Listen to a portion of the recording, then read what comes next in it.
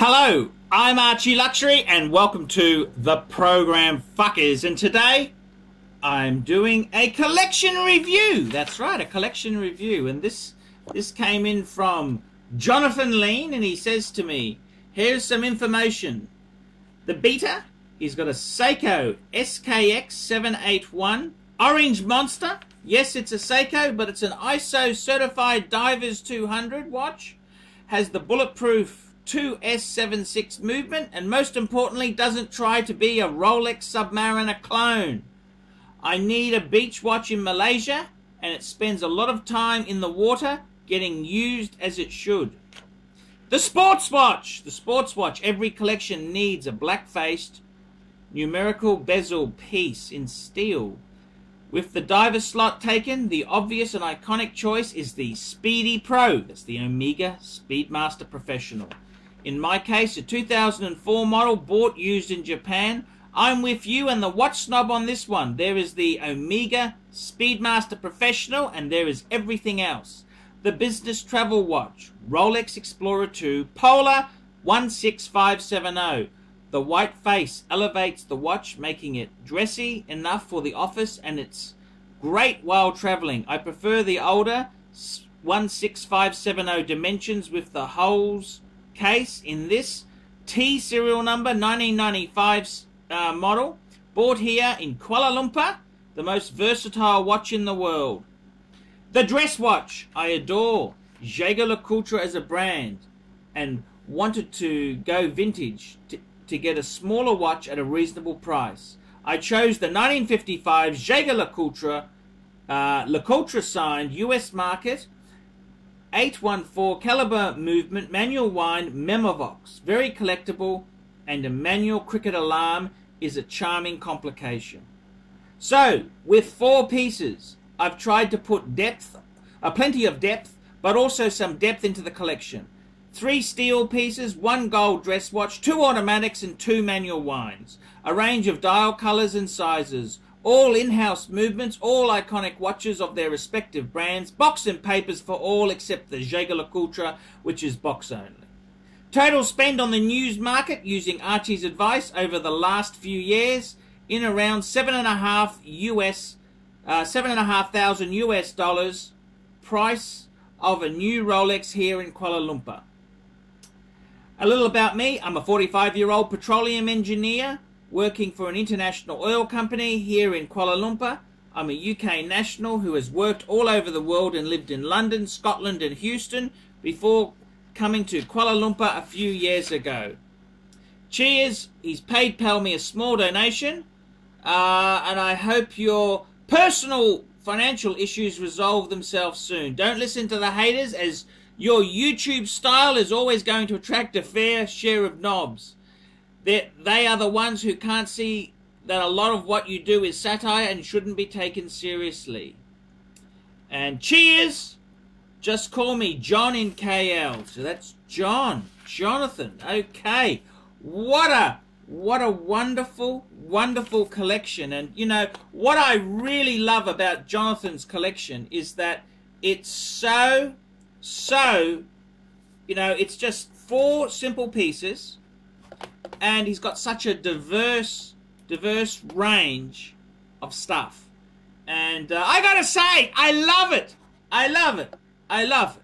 And you know I'm not a huge Seiko man. That's okay, but that's your Beta watch. And, you know, there's nothing to say that good old Archie couldn't be, you know, considering the likes of Seiko. I mean, Japanese heritage, great contribution to horology. Yes, they nearly killed the Swiss, I know.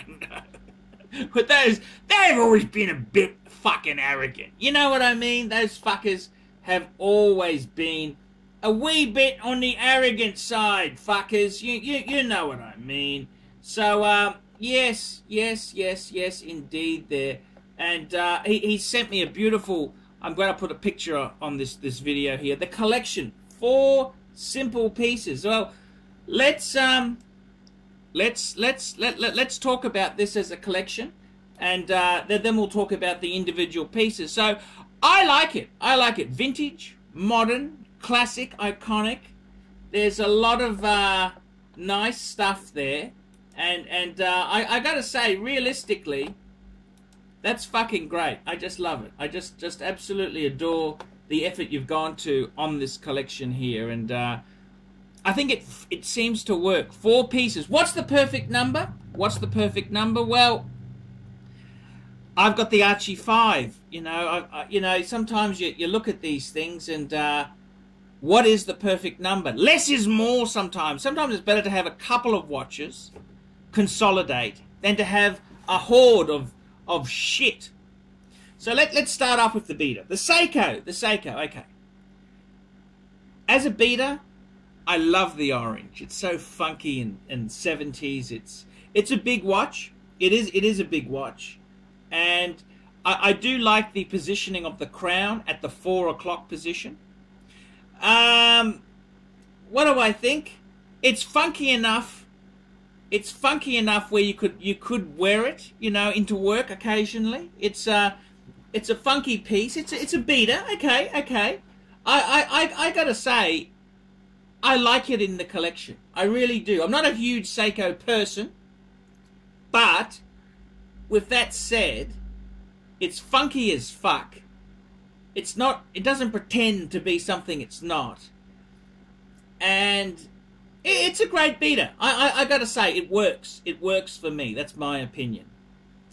And I wouldn't take it out. That's okay. I mean, you could replace it. You could replace it with a beautiful, you know what? The only thing I'd replace it with, if you wanted to, you could put one of those retro Tudors. You know, those Tudor Submariners, Heritage. You know, Heritage Bay sort of Tudors. They'd be a lot more money, but I don't mind the Seiko. I don't hate it. Okay. Next piece, you got the sports entry. The sports entry, and I mean, fuck. The Omega Speedmaster Man on the Moon. This Omega Speedmaster Professional. Fuck. It's just a lovely piece. I mean, I've got my Breguet chronograph, and yeah, it's a cool piece. But you know, I just got to say to you, it's not like the Omega Speedmaster Man on the Moon is the first decent watch. I should never have sold the last one I had. I really regret it. And I can't buy one for less than $3 now. You can't get a good one on a bracelet for less than $3. I've been looking around. Believe you me, I've been looking. The Aussie dollar has tanked, and you just can't get one. It's just. I think it's classic, and I was an idiot to sell mine. Absolute idiot. So what can you say? It's just fucking so iconic. Beautiful piece. Your business travel watch, the Explorer 2, I agree with you. You know this? I really agree with you. Because you've said there, you said the white face elevates the watch from making it dressy enough for the office, and it's great whilst traveling. And I got to tell you, many years ago, late 90s, I had a Rolex President in 18238. I had a Polar Explorer 2 16570, just like yours. I had a Date Sub 16610. I had a two-tone Rolex Datejust, a 16013. It's the plastic quick-set version. And I ran into financial difficulties, and I started selling them off. The President went first. Then I got rid of the Datejust. Then I got rid of the Sub, because I thought, you know, out of those watches, the Explorer 2 is so fucking usable. It's a sports watch. It's white. I've always been against a Submariner as a dress, you know, as an office drop watch. I say, oh, you shouldn't really wear it with a suit. The Explorer 2, with its white dial, fucking breezes it in. Okay, great watch. Absolutely love that piece. Fucking, I think it's a cool, very. I sold mine for financial reasons. Whereas with the Omega Speedmaster, I say I was just a fucking idiot to sell it. The Rolex, I got a fair price. Mind you, in hindsight, it was fucking cheap because the Aussie dollar's tanking. But I needed the money to clear up some financial obligations. So, you know, that's part and parcel. And I admit they are a cool watch, and I wish I still had it. But that's life, you know. You can't keep everything. So that is a fucking first-rate watch. And as you say, the white dial, you can sneak it in as a fucking dress watch. It's just fucking. It's a cool piece. And finally, you got the Jaeger-LeCoultre Memovox. And I gotta say, you know, I'm more of a Reverso fan than the Memovox is the alarm. It's got a buzzing sort of alarm there on it. It's an interesting complication, very 50s.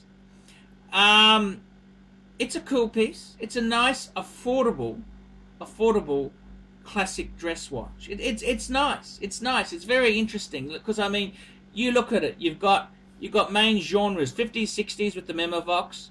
You've got the 70s with the Seiko and the orange.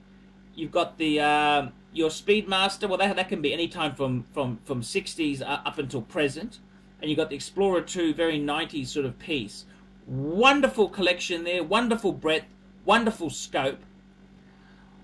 What would I do for your collection there to take it to the next realm? Well, I think it works very well as those four pieces. And I wouldn't probably sell any of them. But I'd add... Okay, let's have a look what I'd do to improve it. Keep the Seiko as a beta, but I'd probably add one of those really trendy Tudors.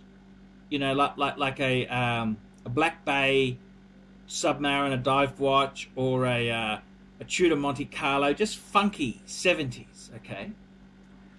The next thing I would do is I'd be looking at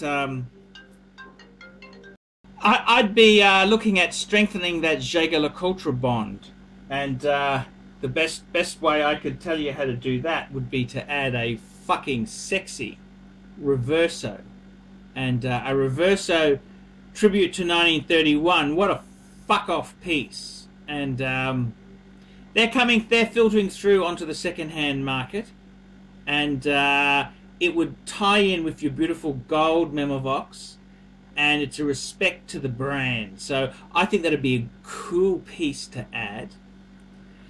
Other than that there, the other piece I'd be looking at adding, so I wouldn't add a Rolex Submariner. I'd add a Tudor Submariner, as I said, like a Black Bay.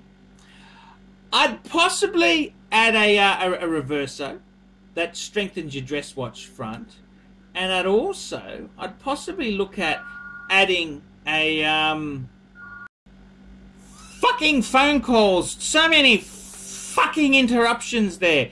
The other thing I was going to say is what I'd be looking at doing is possibly adding a Rolex Datejust.